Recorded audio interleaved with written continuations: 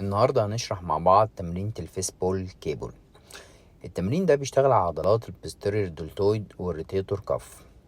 تعالوا نشوف الأداء الصحيح بتاع التمرينة دي. أول حاجة البكرة بتاعت الكيبل هتبقى في مستوى راسك، تبدأ تمسك الروب وتفرد دراعك وتسحب ناحية الرأس. هيبقى الروب موازي للأنف بتاعك، يعني هيبقى بتسحب في اتجاه الأنف. هتعمل هولد لمدة ثانية وترجع تفرد دراعك وتكرر على حسب العدات والتكرارات بتاعتك.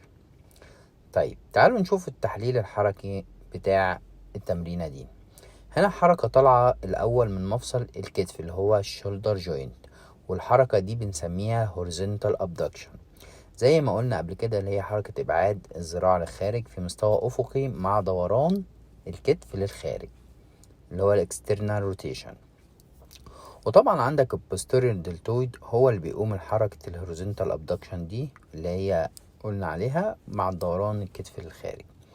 عندك برضو ايه تاني؟ عندك التيرس مينيور والانفرا سباينيتوس بتساعد في حركة دوران الكتف للخارج. دي يبقى العضلات المساعدة اللي هي التيرس مينيور والانفرا سباينيتوس. طيب وعندك اخر حاجة الترابيزز والرامبويدز بيعملوا ريتراكشن للسكابيولا.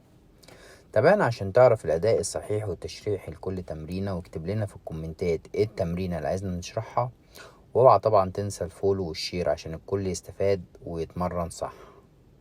سلام.